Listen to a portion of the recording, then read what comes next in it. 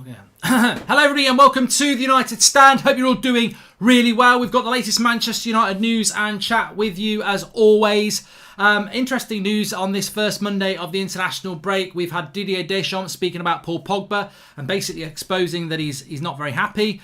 We've also got Mason Greenwood, a development on that story from this morning. Fantastic bit of information about Fred I really want to talk about as well. And a few ins and outs at the club, including Dean Henderson potentially leaving Manchester United in the near future. So we'll talk about that and everything you want to talk about as well. But look, the two big stories I think this evening revolve around Mason Greenwood and Paul Pogba. They are somewhat... there's a negative hint to these. I mean, look, they're coming from good journalists. One, you know, the Greenwood story's coming from David Ornstein and Athletic, and Paul Pogba is coming from the story's coming from his French national coach. We'll start off with Pogba. I want to get your thoughts, obviously. So basically, Didier Deschamps has come out and said that Paul Pogba can't be happy with what's going on at Manchester United. He's not getting game time. He's struggling at the moment. He's not played many games. He had an injury last season. Then he's had COVID that's hit him really hard. That he's struggling and he can't be happy with the situation that's going on at Manchester United. I think we're going to get a soundbite from Paul Pogba over the next 2 weeks because when he's with France, he always talks. I was thinking today, actually, I'm very surprised we've not heard anything from Mino Raiola about this, because he's always very vocal, but he tends to be quite vocal when he thinks he's got the power, and he hasn't got any power at the moment. We spoke about this last night. Paul Pogba's situation at the moment is not one of power, and it's a new thing for him. When he left Manchester United under Sir Alex Ferguson, he was in a position of power. I'm not going to sign this contract and I'm going to go to Juventus. That's what he did. When he left Juventus to come to Manchester United, world record fee, world's best player potentially, got the power. Over the last couple of years, is he going to sign a new contract at Manchester United? The symbol of Manchester United, the best player at Manchester United. And I think, whether it's a positive or a negative, since Bruno Fernandes has come into this football club, Paul Pogba is no longer the focal point. Paul Pogba is no longer the best player at the club. I think technically, talented-wise, he probably is, but technical talent or potential or on his day isn't as good as the stats and the facts that Bruno Fernandes is our best player. So Pogba now is in this situation 18 months out from the end of his contract, whereby he's no longer the star of the team. He's no longer in power. And Manchester United are sort of in this position where, well, you're going to sit on the bench until you prove you're good enough. And actually, if you want to go to Real Madrid in the summer, go to Real Madrid if you think they're going to get you. And that's the situation. But I think it's a positive situation. I think the power struggle at Manchester United has been a bad one. Make sure you check out the video, the link in the video description. I know a lot of people didn't see it this afternoon, but it's one of the better videos I've ever done. It's about Manchester United's top earners at the club. The top earners in history, really, because obviously most of the people who are paid now get paid more than the people in the past. And it's a real insight to the issues at Manchester United. But Paul Pogba is the second best paid player at Manchester United. He's a very iconic player at the club. But that doesn't seem to matter. And I think that can only be a good thing. And a lot of people are still saying Ollie out in the live comments, as is their right. But is it not a positive, this situation that we've actually manipulated with Paul Pogba, whereby Ollie isn't picking him. He's picking other players ahead of him. And we're not reliant on a player that has been quite inconsistent, and those inconsistent performances are not damaging our results because he's not in the team. Now, there are other people who've been inconsistent, and it's certainly not a Paul Pogba witch hunt. It never is with me. But I think the positive with this also comes from Paul Pogba. I agree with Didier Deschamps. He cannot be happy with the situation. I'm very happy that he's not happy that he's not playing for Manchester United. What do we want him to be doing? Sitting on the bench going, well, I'm getting 350k a week. Happy days, I'm off in the summer. You want him to be not happy. And I think one thing that's very obvious about Paul Pogba, and I remember him saying this a few months ago, I'm my biggest critic. You know, people can have a go at me, but I am my biggest critic. And I believe him when he says that. I also believe that he's not happy. But I also believe what Didier Deschamps says, that he's had a very, very hard start to the season. He was hit very hard by COVID. And Ollie, even himself, admitted he threw him back into the team when he shouldn't have done. And I think Paul Pogba's fitness levels are not that of a McTominay or a Fred or a Bruno or even a Matic at the moment. But a little bit of time is only going to be good for him. So, look, I mean, I expect there to be a soundbite from Paul Pogba to come in the very, very near future. I totally do. But I don't think this is a negative that Paul Pogba's not happy at United, because for the first time in a long time, it's not happy because I've got the power. It's a bit like He-Man. I have the power! If you remember that, you're old school. But it's a bit like that, isn't it? He's always had the power. He doesn't have the power anymore, and he's not happy. And I think that's a good thing, because I think when Paul Pogba's got the power at Manchester United and he's not happy, "Oh, come and get me Real Madrid, come and get me Juventus. Menino Raiola, go out and do your evil." And it is evil if you're trying to leave Manchester United, I'm sorry. But the power, the unhappiness now actually comes from the fact that he's not playing for us. And that can only make him hungry. And I've said this last night and I'll say it again. I actually think if Manchester United want to get top 4 this season, you've got to get Paul Pogba in the team. But Paul Pogba's got to get himself in the team. And I agree with Solskjaer dropping him at the moment. But he's got to get himself in the team. And also, the great thing is, if he does put in a bad performance when he comes back, he's got to go back out the team. So I think this is a good thing. I think the international break is a real positive. I actually thought Cavani had retired from Uruguayan duty, and he's not. And I think this is I don't normally like players going on international duty because you worry about them getting injured, and that is a risk. But Cavani needs game time. Great. He's going to get some competitive game time for Uruguay. Pogba needs game time. He's going to get a bit of game time with France. I think that those two players are really going to benefit from it. So I don't see this as a negative. And not with Paul Pogba, I don't. I think he isn't happy for the right reasons for the first time in the time he's been here. I think Paul Pogba always walks into a Manchester United team until now. And now he's not happy for the right reasons. So look, I'm happy about what Deschamps says. I just really hope that Pogba doesn't come out and say anything in the next few days about wanting to leave or anything like that. What I want to see Pogba talking about is, I've not had a great start to the season. I'm determined to get back in the United team. That's my focus. And I expect him to do that, which is good. I just want to say 41 million for Bruno. What a bargain compared to players like Pogba. It's just not Bruno's football. It's the way he lifts the team. We're going to talk about that, progressive dad. No player is bigger than the club. We can easily replace him. We've protected him way too much. He needs to prove it on the pitch, not on Instagram, says Murderpool. Look, I think Paul Pogba... I had somebody, just before we move on to Mason Greenwood and Bruno's potential argument, I had somebody say this to me probably about 2 weeks ago, and they said, look, it's not even Paul Pogba's fault. He's just a celebrity footballer. And I was like, oh, that's a bit harsh. And he went, no. He's a good footballer. He's a very talented footballer. But when has he ever consistently turned that talent tap on? It's very, very intermittent. It's not like your hot water at home where you turn it on and it's hot and you know how long it's going to be hot for. It's like one of them crap baths you have sometimes in a house that's not got very good central heating. You turn the hot water on, it runs hot, and then it goes a bit cold, and then it runs hot. And if anyone's never had bad central heating, you don't know what I'm talking about. But this is what Paul Pogba's a bit like. You turn the hot tap on, it's very hot, then it goes a bit cold. Then it goes really hot, then it goes cold. And I think that's Paul Pogba's career, definitely at Manchester United. And I do think, through probably no fault of his own, because of the Adidas deals, because of the worldwide Pogba brand, it enhances his talent, if you know what I mean. He's a celebrity footballer. David Beckham was a celebrity footballer, but he was a very consistent performer. He wasn't as talented as Pogba, many would say, but he was far more consistent. So, I think Pogba is, somewhat unfairly judged on being, he's one of the world's best players when he's not, because he hasn't done it consistently enough. He could be, but he hasn't done it consistently enough.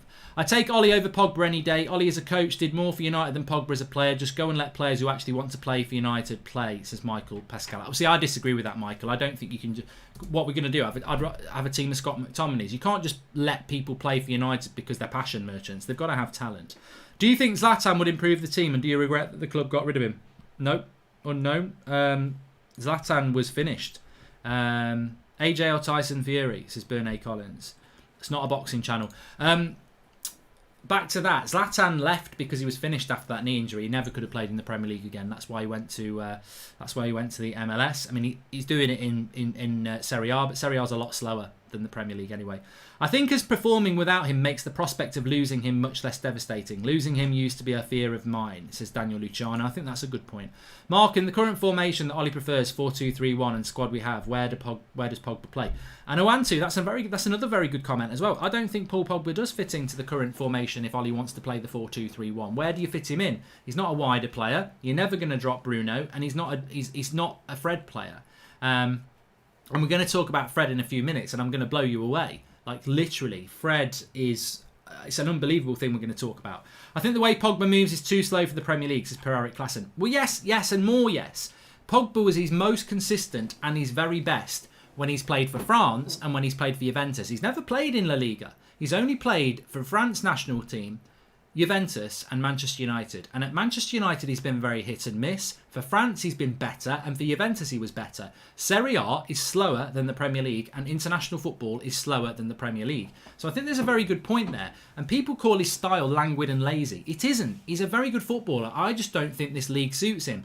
And I wouldn't be surprised if he did go to a Real Madrid or he did go back to a Juventus. Paul Pogba would suddenly be a better player and everyone would go, oh, we didn't get the best out of him. You've got to also factor in that the Premier League is a different league to La Liga and Italy, and not just because they speak a different language and it's a different location. It is very, very different. And Paul Pogba does get caught in possession a lot in the Premier League, so there's probably something in that as well. But I still think he can bring something to the team this season, and I'm actually encouraged that I think he will do. If we can get another Bruno this January, I don't think top four is out of the question. We need a quality player in any position would do, says Mark Dobby. And if we can get another Bruno we've read that one. I think we've done that one as well. Okay, so the next thing I want to talk about, I really want to talk about this Fred thing, but the second thing I want to talk about is Mason Greenwood. So I spoke about it this morning and I said, look, I'm not going down the road of sensationalist headlines. Greenwood is going to blow it. Greenwood's career in danger. I think we've put Greenwood under fire in the live comments, in the title of the video, and that's about as far as I ever want to go on this, because he is under fire. And maybe it is somewhat self-inflicted, but I keep coming back to the same thing. He's a 19-year-old lad, a very newly 19-year-old lad. He's a teenager. He's got everything being thrown at him, whether it's women, money, status, the lot. And you know what?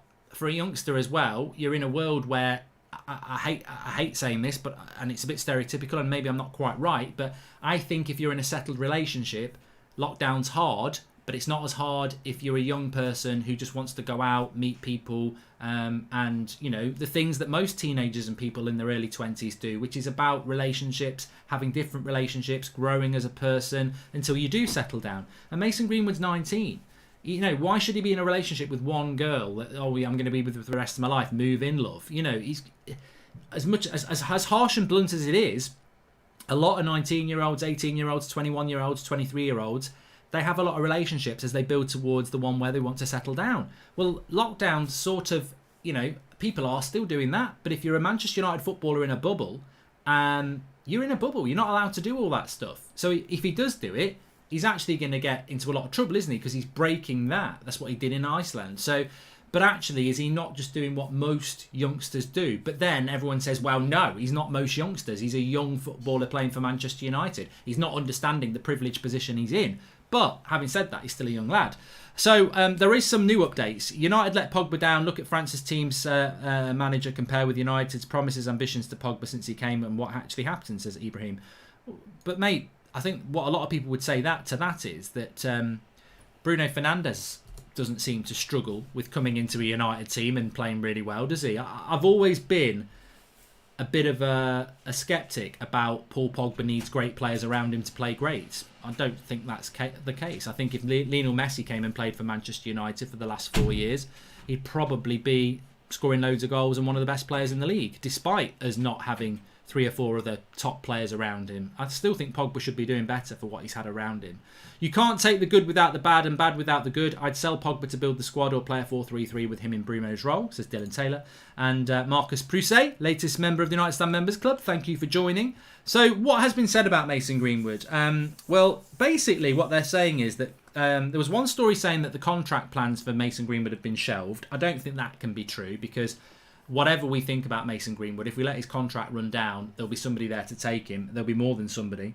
But there is a fear at Manchester United, and this is coming from the Athletic and David Ornstein, that that Mason Greenwood currently doesn't have the correct discipline or isn't making enough sacrifices for Manchester United Football Club, and he's not got the total commitment required. There was this story this morning that he's turning up tired. There's another story from The Times saying that Bruno Fernandes was exasperated with Mason Greenwood in training on Friday, although Manchester United have denied there's any argument between the two.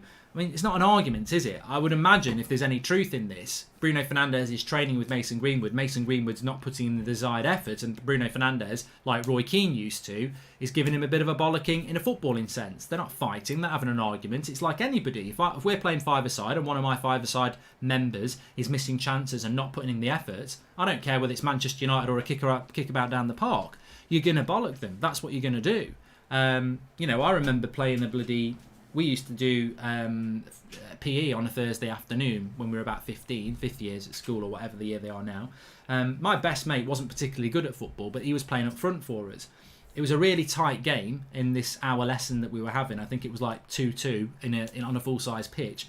I whipped this cross in. He's 6 yards out from goal. He puts it wide with virtually the last kick of the game. He just stands up and starts laughing. I tell you what, they nearly had to pull me off, and not in a good way. I was not very happy, and that's so. Bruno Fernandes is going to be like that. Other footballers are going to be like that. It's the competitive edge that you need to have in training to take into the match. You need that. So if Mason Greenwood was there on Friday and Bruno Fernandes or any other player thought he wasn't at it, you're going to get pulled up by senior pros. Welcome to the football club, Bruno Fernandes. This is exactly what we used to have with Scholes and Keane and Beckham and Gary Neville and Vidic and Rio for years and years and years. And that sort of attitude in training breeds success. So I'm not concerned if there is any truth that Bruno Fernandes had a go at Mason Greenwood on Friday because he wasn't happy with the attitude and the effort that he was putting in. They're the kicks up the arse that will make Mason Greenwood put the effort in. Imagine if it was a few years ago when we didn't have the characters like that and he was just getting away with it and away with it and away with it. So I welcome these stories if they're true, because actually Manchester United are heading up a problem that I can see both sides. Clearly there's no smoke without fire. Clearly there is an issue with Mason Greenwood, and there has been for a few weeks. Clearly he's struggling. Clearly he is not at it. But the fact that it's out there and everybody knows about it and Manchester United are dealing with it, you can't deal with a problem if you bury it and don't discuss it. So I welcome this. I think it's a good thing, and I fully expect Mason Greenwood to come back and get to grips with it. He's a young lad. He's a Manchester United player. He does need to understand the opportunity, and you do have to make sacrifices if you're a top level sportsman. You can't be staying up all hours. You can't be breaking the curfew of the bubbles that we need Premier League footballers to do. But on the other hand, people do need to appreciate his age and the situation he lives in and the situation of the world at the moment. But I think they'll get there, and I think as United fans we need to support him. Why do you have an against? Oh, here we go. Jack C says, why do you have an agenda against McSauce? More consistent than Bruno for us. Also, I mean, You've just answered my point there. You tried to make a good point and then you made yourself look an idiot. I mean, how to make yourself look an idiot in one sentence? Why do you have an agenda against McSauce more consistent than Bruno? Pfft. Also, Van der Beek is never a box-to-box. Stop being delusional. So the whole comment's just a load of shit, but thanks for the super chat, Jake. Pogba wants to win the Champions League. Man United not there yet. Head's not in the right place. Well, has he not got to be the person who helps us do that? Welcome to the Members Club, Vicky Doolal. And Mark Greenwood just wanted to sleep in. That's why he called in sick, says Kendall M. Look, you know what? I'm not going to lie. I'm not a professional footballer, contrary to what people say. But lockdown is very difficult. I mean, I think before lockdown, most times I would easily be asleep by midnight. And I know loads of people are going to empathise with me here. But, often it doesn't matter what the night is, but I'll often find myself in a situation where I'm up watching something at 1:30 in the morning. It's a difficult world, but look, you've got to be disciplined. You've got to be disciplined. If you want to be a top-level sportsman, then you've got to be disciplined. I even heard something this morning talking about Mason Greenwood and his immune system being a bit hit, and they're worried that he's going to pick up illnesses and that because he's not getting enough rest and recuperation. He's not looking after himself. But look, we're Manchester United. Surely we can get somebody who's sorting his diet out and not chaperoning, but helping. Ollie Out, players need to sack him. We need to move on, says Alfred. And we need to sell Pogba and replace him with Bizuma. Pogba ain't the player we all thought he was. And Greenwood is young, is going to make mistakes, says Sean Negative Turner. I agree with that. But look, these are the things that are being discussed about Manchester United today. We can only head them up and have our opinions on them, which is exactly what it's all about. Lockdown would send most players in lockdown for the bad season start, says Kenneth Martin. And I'm watching United stand at 4 a.m, says Zangetsu. I wonder where he is watching all that from. Cavani worth starting in the Prem, says Zach Fagan. No, not for me. I think he's going to be a very useful substitute. He may force himself into the first team, but if you know, you know that Paul Pogba's value, Anthony Martial's value to that team is immense. Thoughts on Maguire's comments on jealousy, says Lucas Sinfield. I haven't seen them comments, Lucas, so I don't know what you're on about. If you want to whack them in so that I can read them out to everybody, I will do. I know that he said something about, you know, the expectation on Manchester United is all there, but I never heard anything about jealousy. Vaccine will soon be ready. Wonder where in the queue Premier League players would be, says Per-Eric Klassen.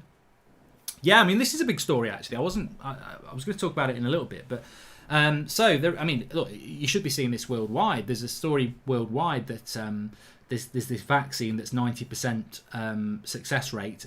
Which means that 90% of people who take it won't get the virus, which is huge, which is enough to get the world back up and running again, because it will be. But obviously, when that comes out, not everyone's going to get it straight away. I would imagine high priority people are going to be I won't imagine it's going to be NHS workers in this country, emergency services.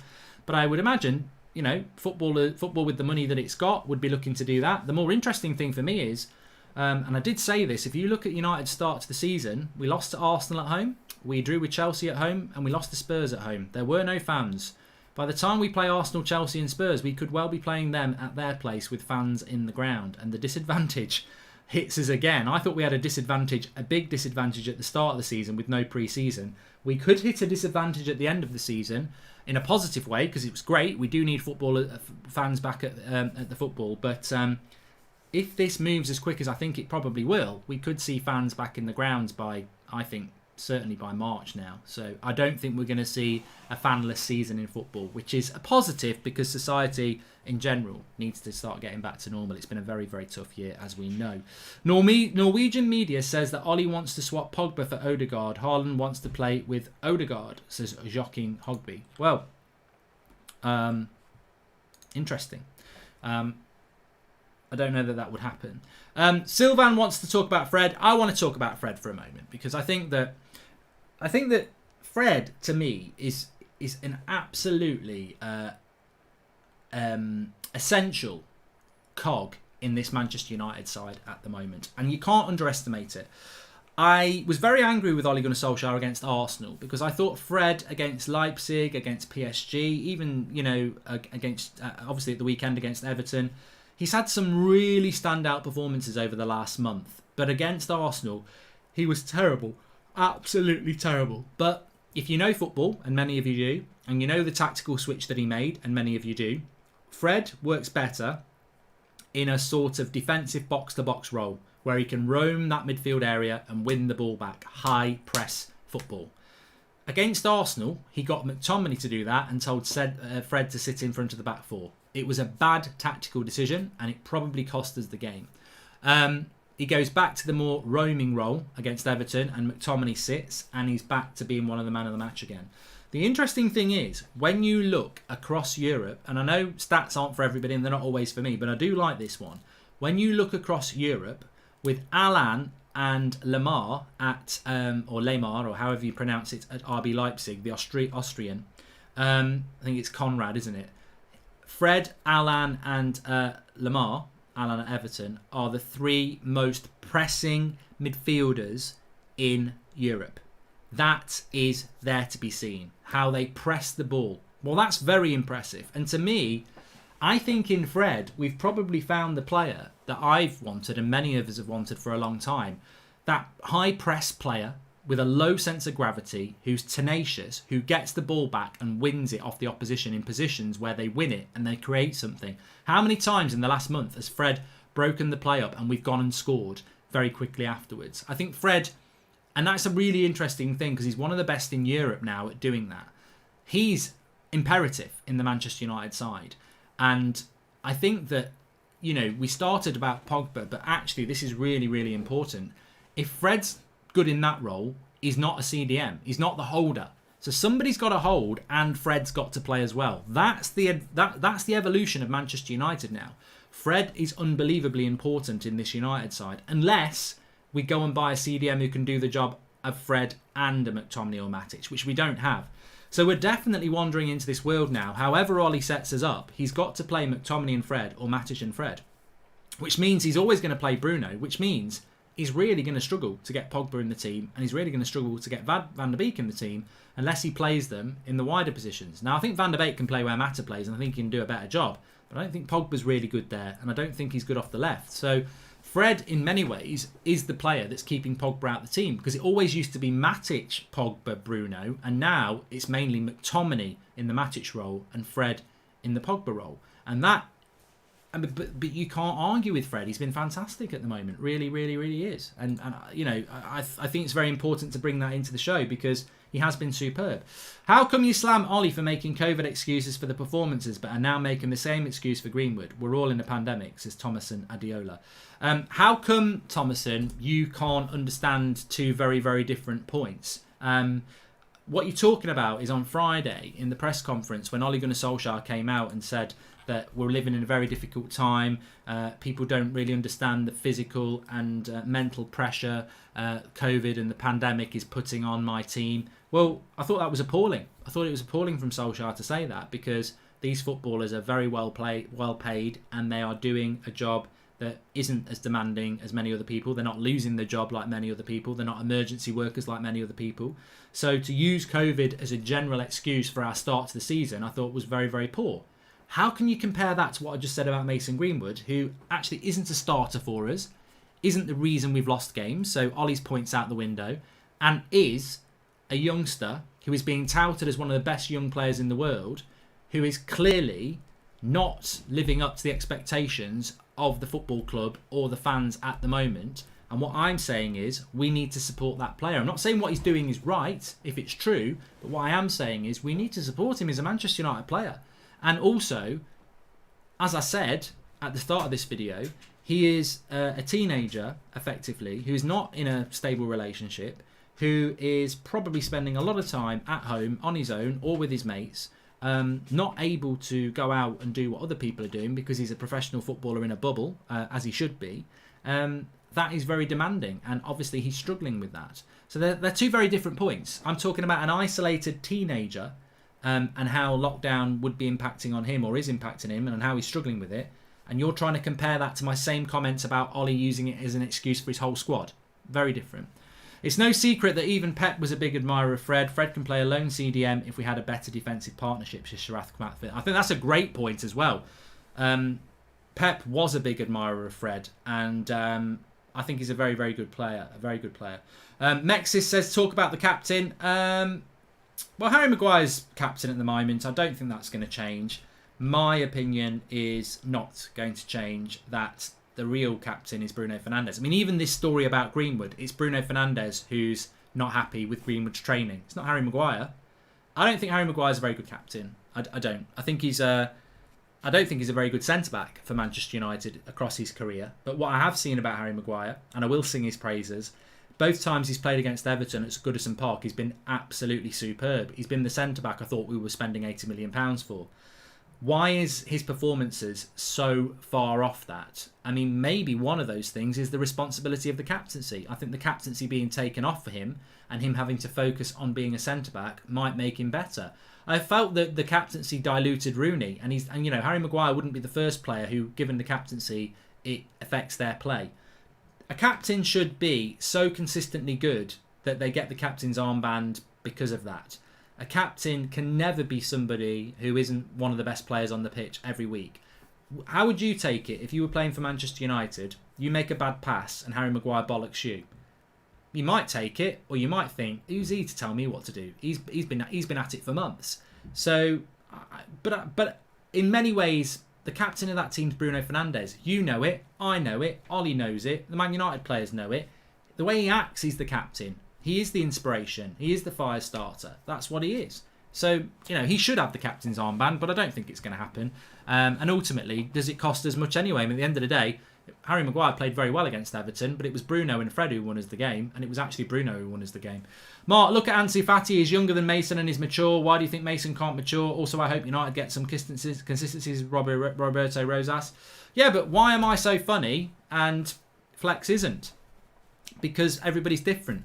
I'm joking about that, by the way. But what I'm saying is, you know, just because Fati is dedicated and Mason Greenwood isn't, that doesn't mean anything. You know, not all 18, 19-year-olds have the same attitude. You know, everybody's different. It's a problem to manage. Bruno doesn't need to be captain to be one, but if Harry was playing well, no one would bat an eyelid. Now taking it off him might make him worse, says Sharath Kamath Fitness. We had our best 11 and a set of midfielders before this season. If it doesn't work, isn't it fair to give Ollie time to try new combinations, says Animash. And hi, Bruno isn't the captain, Maguire is, we all know that. Also, does your arse hurt from sitting on the Ollie Out fence for the past year? Splinters galore, says Mike. From sitting on the Ollie Out fence for the past year. Okay. I mean, look, we've obviously got some idiots that think if you make a super chat, you can just get read out. But I haven't sat on the Ollie Out fence at all.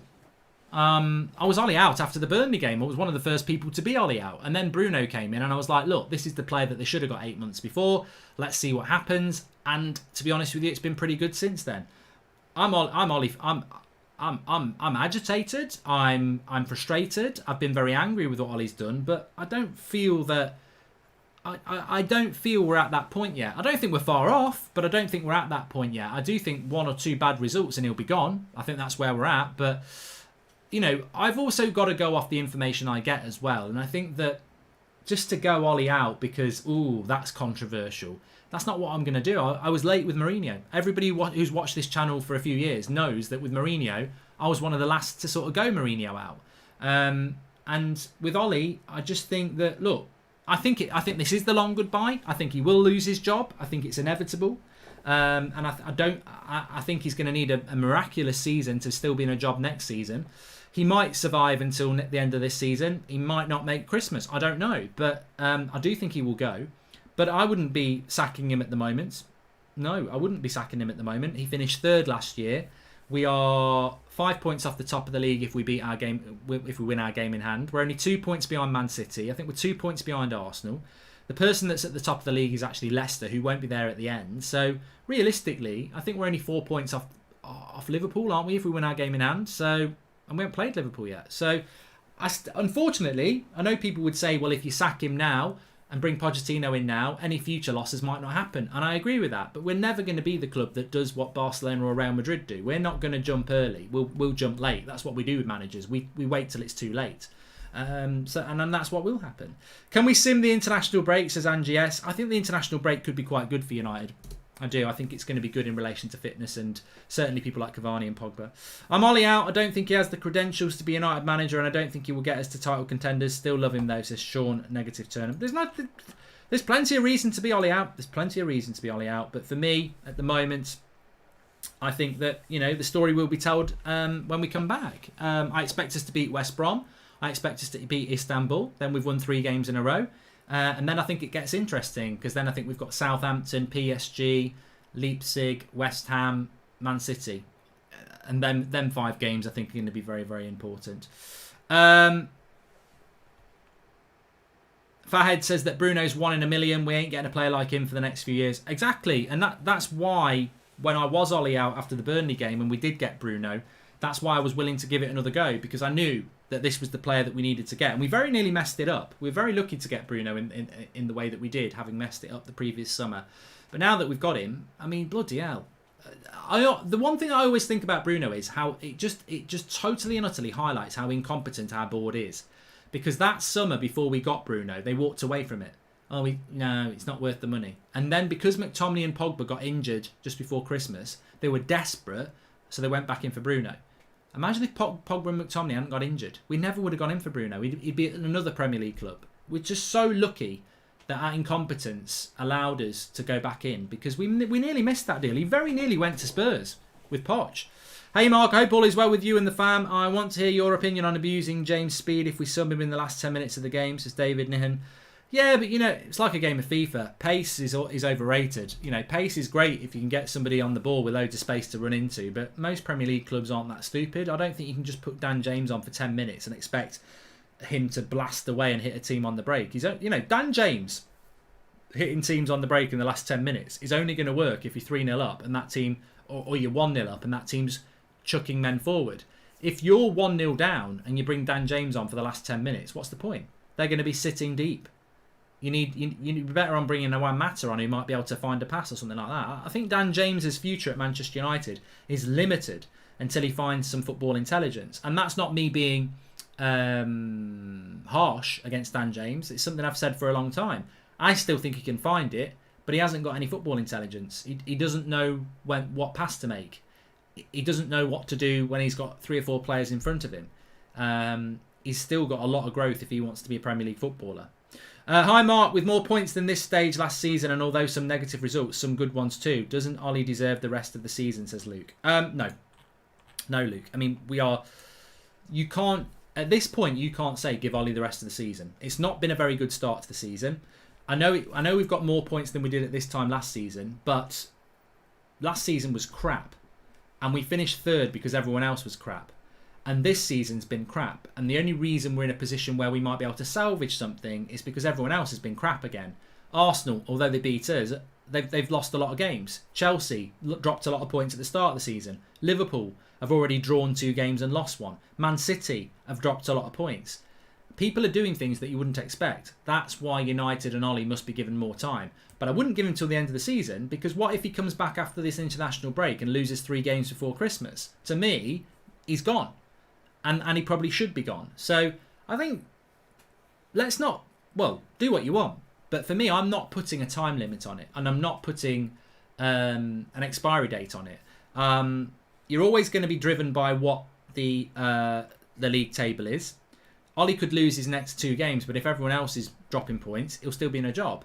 But you know, he said it himself, he can't afford to lose many more games. He's got to go on a winning streak. That's what this team's challenge is after the international break. So they need to come back from that international break, a lot of them, and keep the foot on the pedal and keep winning. And if that keeps happening, he stays in a job. If he starts getting bad results, he'll have to go. I think anyone would agree with that. Please smash a like on the video if you're watching, by the way, and subscribe if you're new. Thoughts on ESPN, always dogging Ollie and never criticising Frank, Arteta, etc. I'm American and always have to listen to them, says Stephen Penner. I think ESPN, unfortunately, have a lot of people who talk a lot of shit. Not all of them, but the only time I ever see ESPN, and I think a lot of people in England would agree, or the UK, or maybe even Europe, the only time we ever see any ESPN clips is when somebody like Steve Nicol or Shaka Hislop or some other, ex-player is talking total blabbering crap. And therefore, I mean, didn't they do something last season where they put Manchester United in an infographic about teams that might be relegated?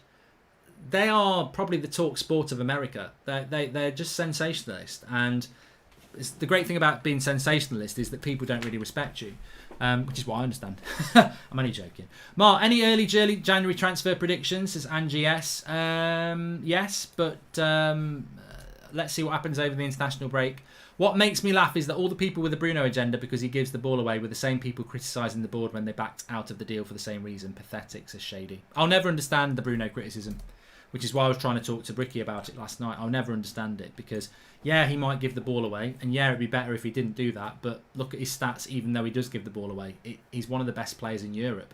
The reality is he's got goals and assists way more than anybody else does. So if he's already one of the best players in Europe, if he stops giving the ball away, he's probably going to be the best player in the world. So, stop giving the ball away, Bruno. The board want to divide us. They know both sides of Ollie will keep buying merch, but not enough unity to protest and push them out. Come on, United, says Robert Anderson. Bruno and Fred are our shepherds, says Fajitas27. And Ollie needs proper coaches, says Korft Records. Yeah, but that's on him as well. Do you think Ole Gunnar Solskjaer would like to see Mike Phelan sacked or Carrick sacked? No, I think he wants them to stay. He should get rid of them. Not necessarily those two, but he should rejuvenate his coaching staff because ultimately, I don't think it is good enough. But maybe they can prove us wrong. Bruno as our Neymar, says Talal. Ollie should manage Sunderland, says very. The split is ridiculous. It's not going anywhere, so it doesn't bother me. That's what the United Stand's all about. It's about differing opinions, and in many ways, it makes for better content anyway. But look, if you think what you think, you go with what you go. I'm not going to tell you to think anything different. One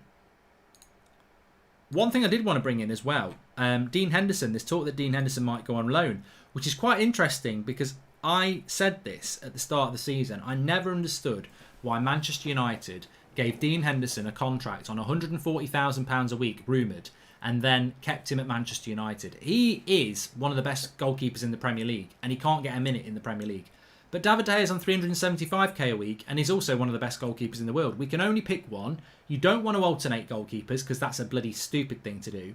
So I think we've got a problem with Henderson and De Gea. I think De Gea has responded to the competition from Henderson, but it's not doing Henderson any good. You know, Henderson should be England's number one. They've got Pratt Pickford in goal. But if he's not playing first team football, he can't be England's number one. So this talk of Dean Henderson going on loan, for me, Romero has been treated badly. Romero should have just stayed as United's backup goalkeeper, playing in the Carabao Cup, bit of Champions League if it's a dead ring again, and he was happy to do that. This whole Dean Henderson thing is looking like a big mistake, and an expensive one as well, and not just because of the wages we pay him, but an expensive one in the sense that last season he looked like in 3 or 4 years he might be United's number one that we were, giving game time to. Now he's just it's just being wasted, absolutely wasted. He needs to play first team football, and he's not going to get it. And even if he was playing at United, we'd have the same conversation about De Gea. One of them needs to go on loan because they're too good to sit on the bench, and you don't want to be alternating your goalkeepers because you need consistency. I'm Ollie in, not being backed in the summer got us third. Poch won't win us the league, so why not give a manager more than a year or two? Says Gwydion Leha. Well, remember he's had 2 years next month, Ollie. And if we hadn't given Henderson that contract, then he would have wanted to be sold, says Alexander Mitov. Yeah, but you know what? If we'd sold Dean Henderson, we probably would have got about 40 million. And if we'd put a release clause back, a first refusal back in, what's the problem in that? I actually think we should have sold Dean Henderson, because when is he going to be our first team goalkeeper? David De Gea, I think is he 30 yet? Like, goalkeepers aren't in their prime until their 30s. So David De Gea's not even in his prime yet. David De Gea's not going anywhere. So what's the future plan with Dean Henderson? I think we should have sold him. Put a first refusal back in his contract, sold him, got 40 million, and we could have put that towards Sancho or something like that. So instead, we keep him, give him 140k, and he's not playing. I like the player, but he's not going to play. So, and if he did play, you'd have the world's most expensive goalkeeper on the bench, our best paid player in the club again on the bench. So, yeah, they need to do something about this because it's not going to work long term. Henderson, signing a contract or not, Dean Henderson won't be at United next season. He won't want to be. He's got to play first team football. And we've got 2 goalkeepers who are too good. Cavani better than Martial, says Pratic. Idiot. And I say idiot with absolute confidence, because you're comparing 2 players, one who's been here 5 minutes and one who's one of our best players, but totally different players. Who else misses the 4-3-3 with 1 DM? Sad smiley face, says Ready Hate. I do. I liked the Matic, Pogba, Bruno last season, and I liked the first 3 months when it was Matic, Herrera, Pogba, when Ollie came in for the first 3 months. I think it's the best way of playing. But we don't do it anymore, which is a shame.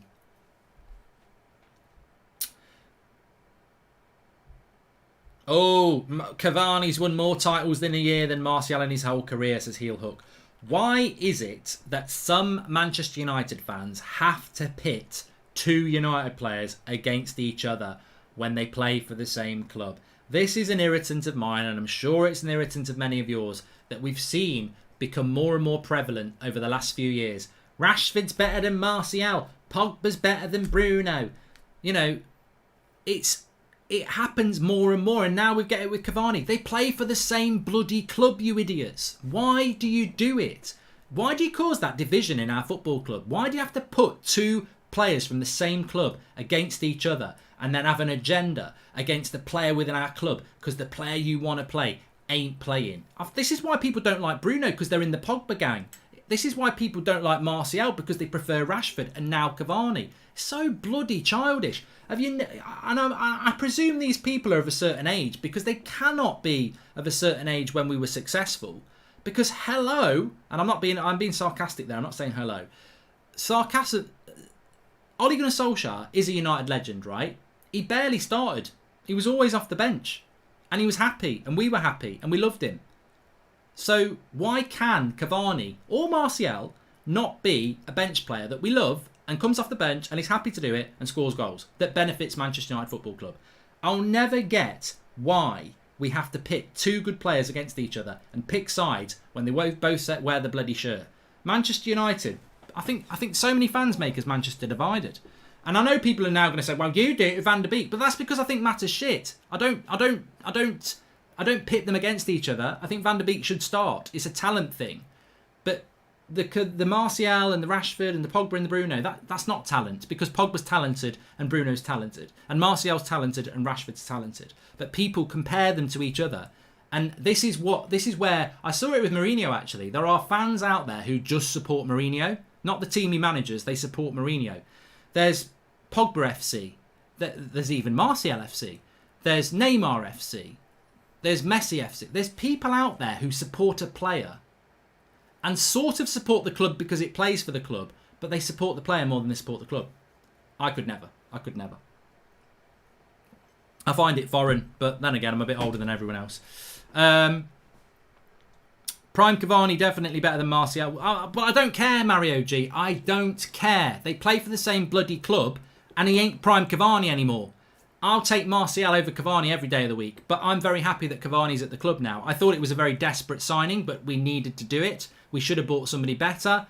He's at the club. He wears a Manchester United shirt. I want him to do well. But Martial starts for me. But I don't really care if Cavani does start over Martial, because I think Martial will win his place back anyway. But ultimately, if Cavani's starting over Martial, he must be doing something right. But he ain't Prime Cavani anymore. Nobody else wanted him. We got him because we were desperate. And that's why I went into isolation for 2 weeks, because we weren't even looking at getting him in anyway. We just did it because we'd fucked the transfer window up. And that's the truth of the matter. But I'm very happy that we've got both players.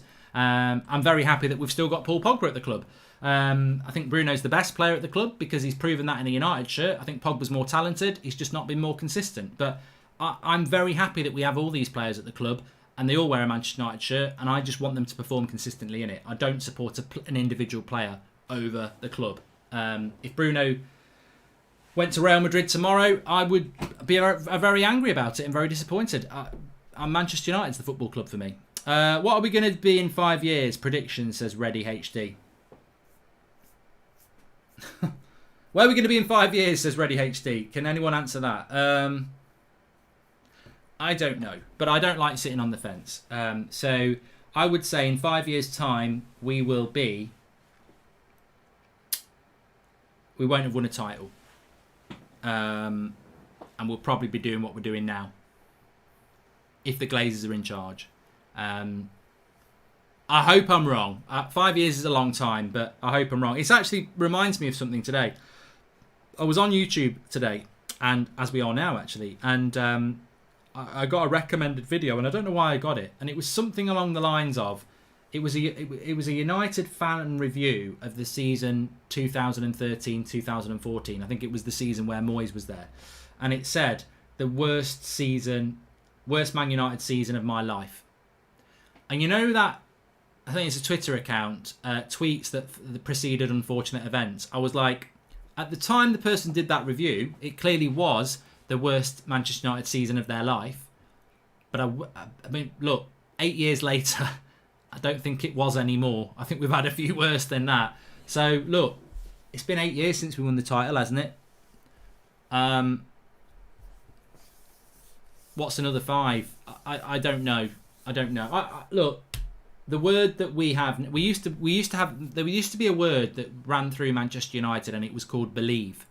I believe we're going to win the title. I believe we can get to the Champions League final. I believe we are the best team in England. We don't have believe anymore. The word has gone, and it's now hope. I hope we can win the title and get back to the top of English football in the next few years. I don't believe we can. And hope is basically, I hope it's not going to rain, even though the forecast is 50-50. Hope wasn't the word for Manchester United. Believe was. And we need to get that word back, which is why I can't predict in the next 5 years that we're going to do anything spectacular, because I don't see it. You know, that Everton result was good, but do you think that result shows that we're going to go and win a league title? No. It shows that we can do what we have done in the last 2 years.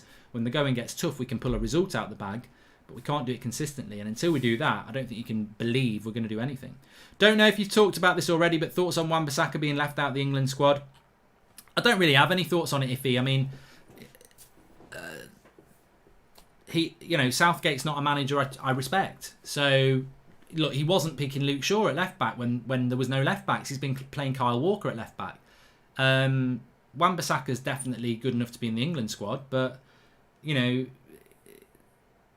wasn't picking Chris Smalling last year, who was one of the best English centre backs in Europe. So, Southgate doesn't pick Grealish, and he's one of the best players in England. So Southgate is a very odd manager, and he has favourites. So if you're one of his favourites and you get picked, well done. If you're not, it doesn't mean anything. I don't think Southgate's a great coach, and I don't think Southgate's picking the best 22 players in England or the best 11 when he puts the team out. So I wouldn't be too fussed if I was Aaron Wan-Bissaka. Oh, obviously he probably is because he wants to play for England, but I wouldn't read too much into it that Gareth Southgate thinks you're not good enough to get in the squad, because ultimately I don't think Gareth Southgate's good enough to manage England. I'm not saying Ollie is the answer, but I don't exactly believe Poch would win as a title. The manager debate sometimes feels like a distraction, says Kevin Barrett. Constantly with form is key. Can Ollie deliver that? Consistency, says Jason. Consistency's been the word that Ollie's used, you've used, I've used, everybody uses it. And until we find it, we're not going to get it, are we? Thanks everyone for watching. Please smash a like on the video. We're nearly at 2,000 likes. Remember, we've got lots of content on the United Stand over the break. 10 o'clock every morning, 8 o'clock every night. But can I please ask a favour? Can you check out the link in the video description and watch the 5-minute video I put out this afternoon? Really interesting video. Don't really get opportunity to do this sort of thing when it's not an international break, because it's always so fast fire talking about games and everything. But a very interesting video. Manchester United's top earners in history, but it's very relevant because it's very recent and it very much shows the mess the Glazers and the Woodwards of this club are making of this football club. I've been wanting to make it for a while. Links in the video description. Give it a watch. It's very topical and it's very relevant. So please give it a watch. Link in the video description. Thanks everyone for watching. I'll speak to you all tomorrow morning. Thank you. Goodbye.